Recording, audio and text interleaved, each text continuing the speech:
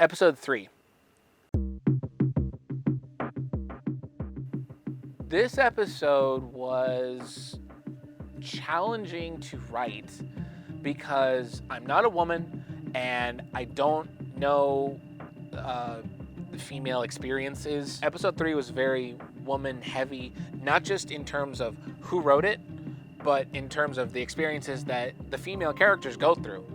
It's one of the reasons why I really appreciate all of the women on the production team and everything that they brought to the table in terms of their experiences, the things that each character said, how they acted, how they interacted. One of our script dialogue editors is also a woman, so I'm like, look, how would a woman react in this situation to another woman? And that was important to me because I'm like, look, this can't just be something that I write because I think it goes that way. There has to be a level of realism to it, and I didn't want it to dissipate. So I think episode 3 actually ends up being one of the stronger ones to me because of that. Palomar was great. We're up at the Phelps house, which is a lovely area. And this is another situation. I'd been up the day before to do the fight choreography that we were doing up on Palomar. And so I was up there, and then Andrew was like, hey, can you come back again tomorrow and play the goon? And I'm like, okay, what do I got to do for that? And how I got to dress. Like, dress like you are now, you'll come and we'll figure it out. And so we went up and did that. And that was interesting. Yeah, he was so sweet for having to play such a creepy man who is chasing after a young girl. He's actually a really sweet person, and so like for me to have to like stomp on his foot and then like jab backwards, I was afraid I was actually gonna hurt him. I know how big he was and like all that, but like that's just not who I am as a person to do it.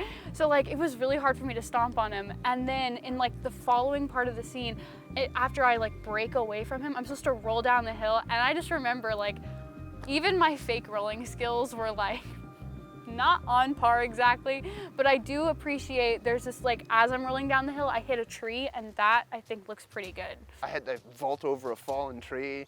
The first time my foot snagged and I almost died.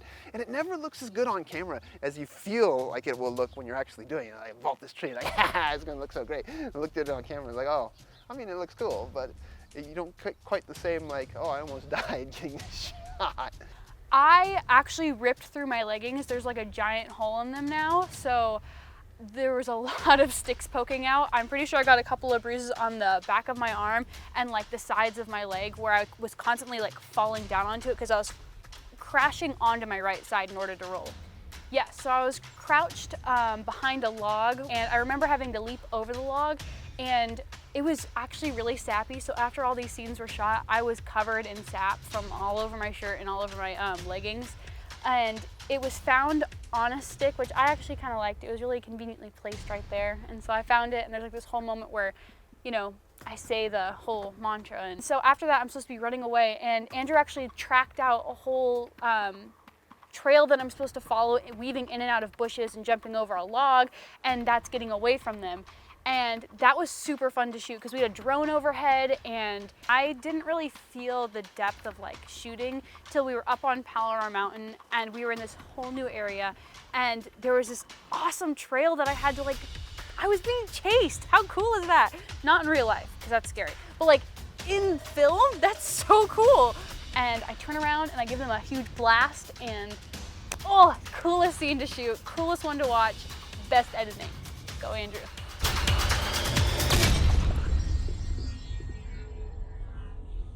Remind me why you convinced me to do AP Lang. 'Cause last year, you convinced me to do AP Euro. The scene where I'm at my house, which was actually filmed at Nicole's house, coincidentally enough, was one of the first things I filmed. It was the first day of filming. It was a little bit awkward getting off its feet at first because I am a theater actor. I haven't really done much film things before. So getting into like that kind of mindset and like, oh, okay, don't look at the camera, don't overact, don't do all of that was kind of tricky at first. And it was definitely like out of my comfort zone. And of my mom, who I met the day of, like she was so sweet, but it was just definitely like a little bit awkward because I was just like, oh, I don't want to like, you know, be like too much or whatever, you know, but like, that scene was very fun because I think it was important to the story, being that like, you know, it showed a lot of the female characters and how close we were getting. we go back and we're sitting on this couch together and I'm telling them what happened, and we have mugs of hot cocoa, but they were actually just filled with like a little bit of water. Almost every time we stopped filming, I had to go fill up everybody's mugs because we drank like the whole thing, which is a little bit off topic, but you know, it's a fun tidbit. So we put water in there because theater actors don't know how to drink, apparently, if there's nothing in the cup, as we all would just immediately go, ooh, and drink water. Or talk with the cup and just like, you know, like, oh, why would you do that, Rachel, you know? And I was definitely one of the people that fell into that category, which is why I went and filled up my cup, because it definitely helped having actual weight in there. It made you feel like you were actually a person. My favorite scene, when me and Nicole are sipping out of our drinks and we look at each other. Yeah, that was fun. I had a fun time with that because most of what I did was reactions. Well, I really want to get the intonations and the, you know, the facial reactions to what each character is saying. And I really like the build up that it gets there, because we really feel these characters coming together. Terra, Sector 2814, Earth.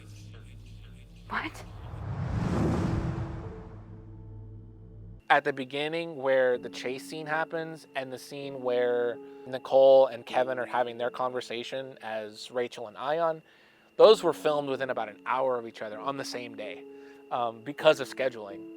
That was fun to go from super dramatic chase scene and then going to the very safe haven in a very nice place in the span of about 6 minutes in this episode. It's really a crazy turn, but I think it ends up working really well. So at this point, we'd already been filming in like the mountain area for a little bit. I had actually broken the heel off of my go-go boot already. So if you look closely in that scene, I am actually like dun dun, because one of my heels is missing. So I'm trying to make it look normal, but it's broken. Once you release yourself from your fear and doubts, your only limit will be your imagination. And I'll be here to help you. Kevin's the best. Kevin's the greatest of all time, and gotta love him. Way to go, Kevin. Ion, man. So when Rachel leaves and when she goes home, we had to refilm a pickup shot of her, you know, waking up after that whole thing, like months later. It was kind of difficult because Nicole had already changed her hair color. So I was like, oh dang, how am I gonna do this? But it ended up working. So that's something that, you know, production story. Yeah, there were pickup shots that were happening all over the place. Even to this point, actually, as I'm saying this right now, it's July 15th, 2021, and we're 2 weeks away from releasing the series, and there still needs to be pickup shots done. So things happen.